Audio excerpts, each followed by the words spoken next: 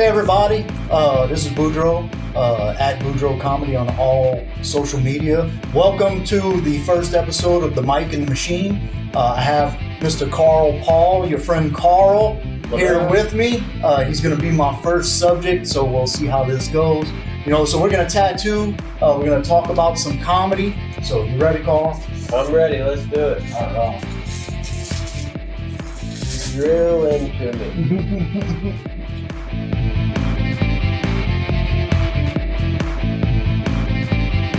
I have such a hard time shaving my neck because my Adam's apple is like the size of a python.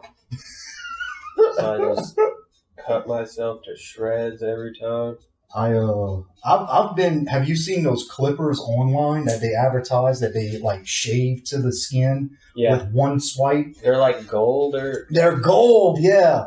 And then you'll see those people on like TikTok and stuff like that they're making the videos where they're putting somebody's portrait in the back of your head, which seems very strange to me. I don't know why you would want somebody's portrait in the back of your head. Yeah, it'll just grow back. Here's my mom with a beard as your hair grows back, But we sit there and like I often wonder if it's a scam. I don't know. Because it seems like it would be a scam. But then you see people using them on TikTok. But like, are they like paid, That's what I'm wondering. Like, are they paid by those people so they really shave it with something else and just disguise it as it's... Because I know a lot of them people are.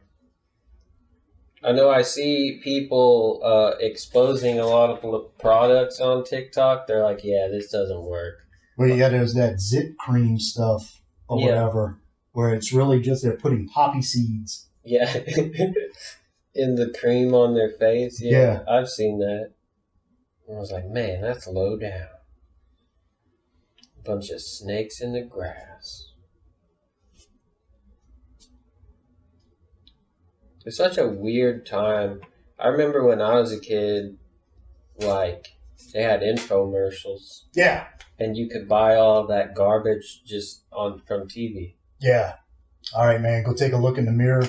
Make sure that's what you want and that's where you want it. Because if we got to change it, we got to change it now. So as long as the machine's running, we're tattooing. Mm-hmm. If you need to stop for any reason, just say the word. We're going to start.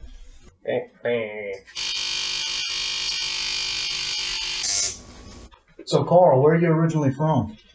I was born in Texas in the Rio Grande Valley. Really? Mm-hmm. Holy crap. How'd you end up in Alabama? My dad, he worked on an oil rig. Mm-hmm.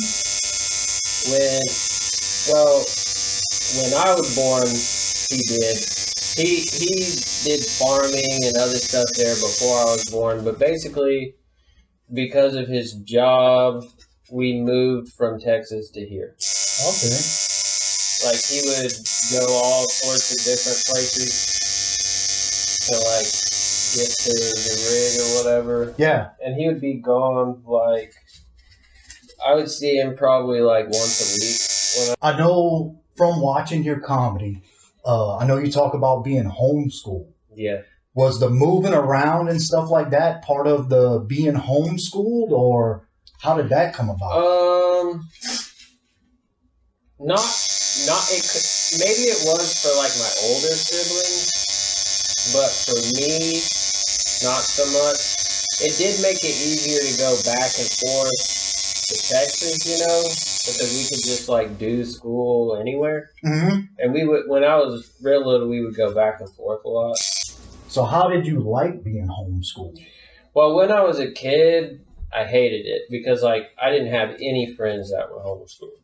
Like all of my friends went to school and I was jealous of them, Mm-hmm. And I would like go to like their like games or whatever, their dances. And I was like, I wish I could just do this all the time. But like now that I'm older, I'm just thinking like, I wouldn't have liked school. Like, I wouldn't have enjoyed it anymore. It would have been the same thing. I would have been the same kid, The way that, like, some of these kids act, like, man, I would hate being around those people all the time. Yeah, so I know whenever I was growing up, The homeschool kids were considered like the weird kids. Well, yeah, I mean, it's not changed. Like, it's not, like, I was still the weird kid, but, like, the kids that I hung out with were, like, the weird kids at their school. Okay, yeah. You know what I mean? Yeah, yeah. So y'all appeal to each other. Yeah. You know, we go out in the woods and smoke cigarettes. I know you talk about homeschool and stuff like that in your comedy. Mm-hmm. What else like influences your comedy? I honestly, and I try to be careful because like I want to be respectful, but I try to take like the most fucked up things and make them funny. And sometimes it works, and sometimes it's like, oh, that was a mistake. Shouldn't have talked about that, you know. But you don't really do like cringe humor.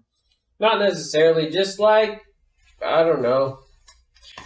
It took me a while to learn how to be self-aware enough to like have dark humor, but also not like step on people. You know, you don't want to like, some stuff you shouldn't talk about because it's none of your business, you know. Like in comedy, who would you say was your biggest influence?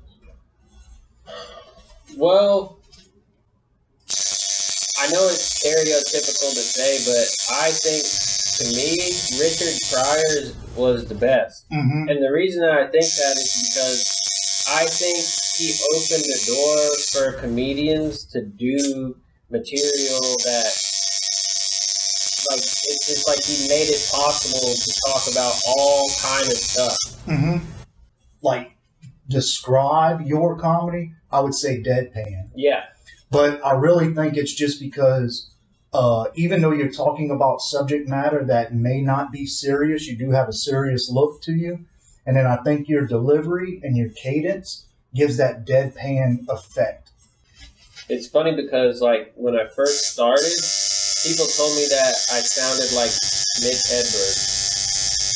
And then I think the reason why I started bombing and doing so bad is because I was like subconsciously trying to sound like Mitch Hedberg. And that's what fucked me up for a long time.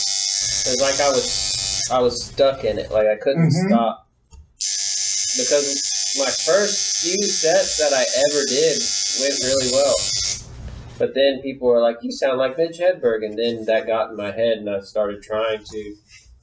So when did you start comedy? Like when was your first time on stage? 2014.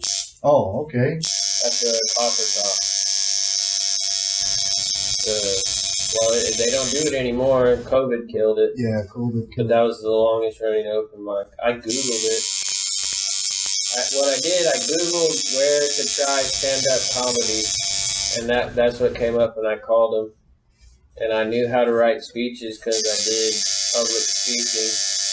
So I was like, how long will I be up there for? And they said about 5 minutes. So I was like, okay, I'll write a speech that is supposed to be funny, and I'll try to make it 5 minutes. And the first night I ever went, I killed. And then I killed like 4 more times, and then I bombed for like 4 or 5 months. Oh, really? Oh, no. I could not get Mitch Hedberg out of my brain because everybody was like, you sound like Mitch Hedberg. We love Mitch Hedberg. And then I became the biggest Mitch Hedberg fan, and I couldn't, like, stop sounding like You were Carl Hedberg? Yeah. And it was fucking me up bad.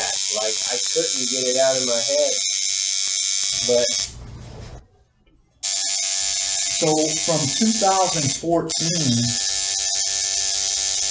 to now, what do you think is different about comedy from then to now? people think it's so much different, but I think the only difference is that there's a lot more women.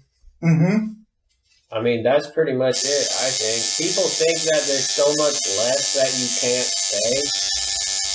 But I feel like you still, even here in Alabama, like you still couldn't say the N-word if you were a white guy. Like it's always been like that, you know? With that saying anything you want, you're going to have to deal with the consequences too. Yeah. Like, you know, you go and you start spouting off racial shit or sexist, shit, you got to be prepared to get your ass kicked. Yeah. And it's not like anyone's going to defend you. Yeah, no, you put yourself there, man. That's the thing I always think is hilarious is that when somebody like says some crazy wild stuff on the mic, they expect people to be like, defend them, and they're like, no, we didn't say that, you did. That the people that come out the hardest, like they always have like those senators and stuff like that. They come out and they're like against gay marriage and against all these things. They do and then they're in a bathroom stall, like tapping their foot against an undercover cop's leg, like, hey, you want to come over here for some oral treats? Yeah. Stick your dick through the wall. Yeah. Always, every time. It's always the most outspoken. And I love it when they get caught, man. It's funny. That's the best shit ever. Me, it was do you remember the Canadian Prime Minister or whatever that just owned it? Yeah. Like he got caught like snorting coke and doing drugs, and he was like, yeah, I like to party, He was just like, this is me. It's Chris. He was like, this is me. This is just who I am. Yeah. I mean, that's better though, right? I would much rather, like, these politicians and shit just be honest. But, like, if you did cocaine, like, I'm not that mad about that. You know what I mean? It's like, I don't care if you did cocaine.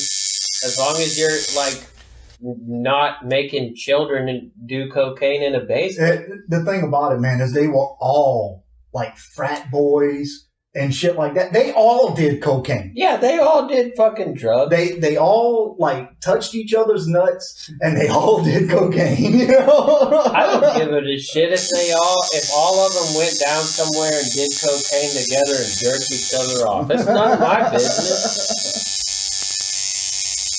Like, how is that any of my business? No, I'm a whatever floats your boat kind of person. Yeah. Hopefully you enjoyed episode 1, part 1 of the Mike and the Machine. If you did, like, share, subscribe. Make sure as many people see it as possible. The more people that watch, the more episodes I'm gonna do. Okay. So tune in for part 2. Same, like, share, subscribe. Mr. Carl Paul, super funny guy. So check out his comedy. Check out his TikTok. Check out his Instagram.